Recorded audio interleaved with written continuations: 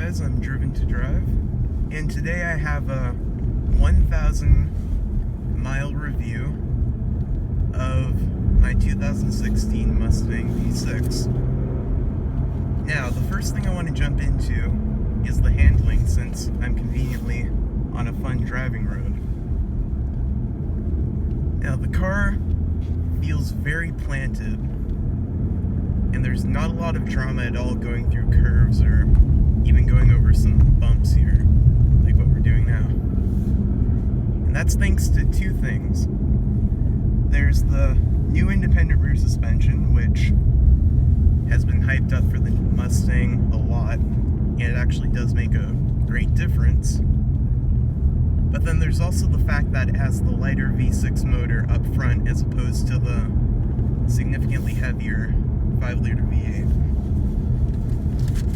Now, I don't have anything against the V8. I still think it's an amazing car, obviously, and I totally take it over a V6, but if you wanted to build a car for handling, I think you'd be pretty good if you wanted to just get a V6, upgrade the suspension, because there you'd have a pretty solid track car.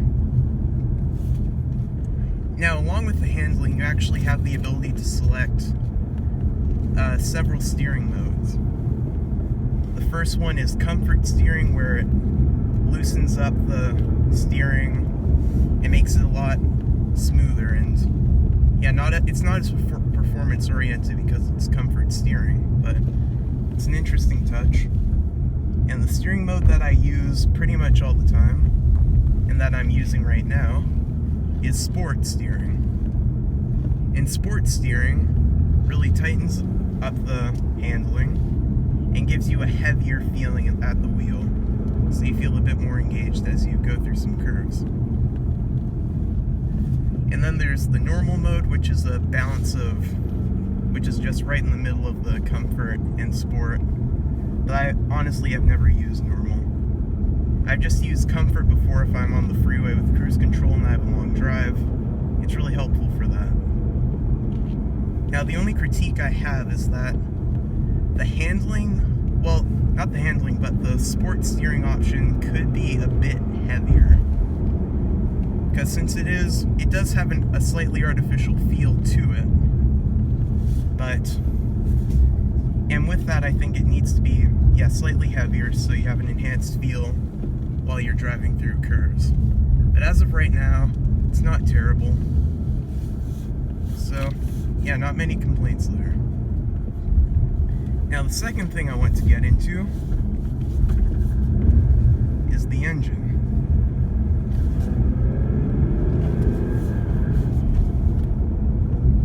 Now, the engine is a 3.7 liter V6. It makes it makes 305 horsepower and 280 pound-feet of torque. Now, this motor, obviously it's not as beefy as the 5-liter V8, and it doesn't make as much torque as the 4-cylinder, but it has a nice charm to it.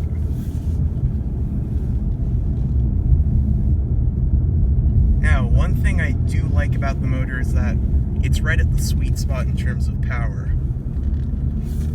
Because 300 is plenty to have fun in some curves, and even on straightaways you still get the thrill of being kicked to the back of your seat. But the most important part in terms of how the car actually drives with the power and torque numbers is actually the torque. That's kind of what people complain about all the time, or the automotive journalists. They say that the BRZ doesn't have enough torque, where there's this pit where there's no torque at all while you're going through the rev range. The benefit with having torque is that you don't really have that dip. And that really helps in situations such as this, where you're chasing a random WRX, where you can really power out of curves without worrying. Oh, bye Subaru. But yeah, I have to say, I like the motor. And to make it sound better, I think in the future, I do want to get an axle back exhaust, so that's going to probably be my first I mean, it's not really a performance mod, it's mainly just for sound.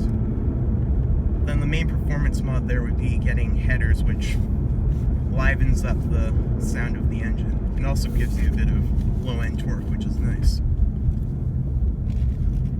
Now, the last thing I want to talk about is the actual daily ability of this car. Now, if you're hopping into a two-seater coupe, or if you're looking at getting a two-seater coupe, the chances are that practicality is not really at the top of your priority list. But with that said, the Mustang offers, well, the 2016 Mustang offers quite a bit in terms of storage space. You have a very large trunk that can fit a lot of bags. Then with that, you can actually put down the seats in the rear and have room for even more stuff. I, for example, have a cello, which is basically the instrument in between a violin and bass in terms of size. And I can fit that in the back with the seats folded down and still have room to carry other stuff. I find that really nice. And the rear seats, people always talk about how Mustang rear seats, or just coupe rear seats, are very useless, and I'm not going to talk against that at all. It is very true that they're not the most practical. I mean, you don't look at a Mustang if you need 4 seats for daily use. But I was able to fit 2 of my friends in the rear seats. I obviously had to roll forward a bit, but I could still work with the pedals, like the clutch, gas, no problem. And they were somewhat comfortable.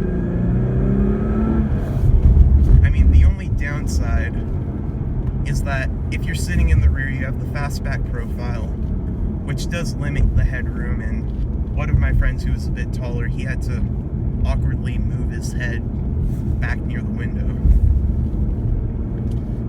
But still, with that said, if you're in a pinch, you can fit people in the rear, and that's always a nice thing to have.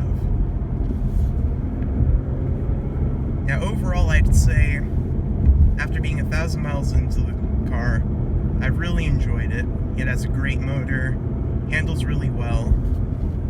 I mean, I would tweak the steering a bit for sport to make it slightly more responsive, because as I go through these curves right now that are not as deep, I feel that in the mid-range there could be a bit more weight in the steering. I mean, in the end, the handling is great. I mean, I can't really compare it to a BRZ since I haven't driven one of those cars, but it's not at all what you would call a stereotypical Mustang in terms of handling. Now, I want to go over something as well, which are my future plans for the car. Now, the first thing that's probably going to happen is the axle back exhaust, because that's a really simple mod to get in.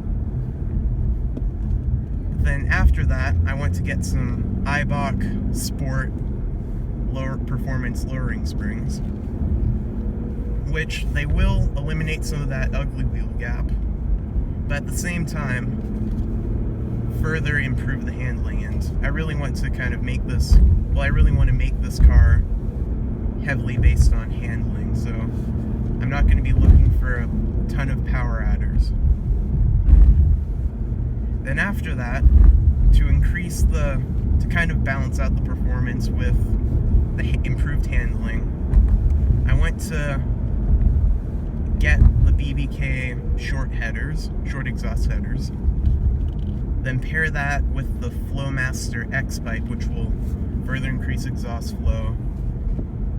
And I'm really hesitant to trust all of the big power claims that some manufacturers push forward of parts, but I think if I pair that with the headers, I will get something with the low-end torque increase from the headers. Then that pretty much covers it for what I want to do performance-wise. But in the end, 1,000 miles in, absolutely loving it. It's definitely a great car if you're looking for an entry-level sports car, or even just as a sports car alone, the V6 is very capable. Okay, I hope you enjoyed this review. It's my first try at actually adding commentary over a review, or over any review for that matter. So leave your feedback in the comments, and subscribe if you want to see more videos of this style, kind of going through the parts I add to the car, and other videos just kind of showing what I'm adding to it. So thank you for watching, and I'll leave you with a little acceleration. Well, not from a dead stop, but I'll just downshift. And engage.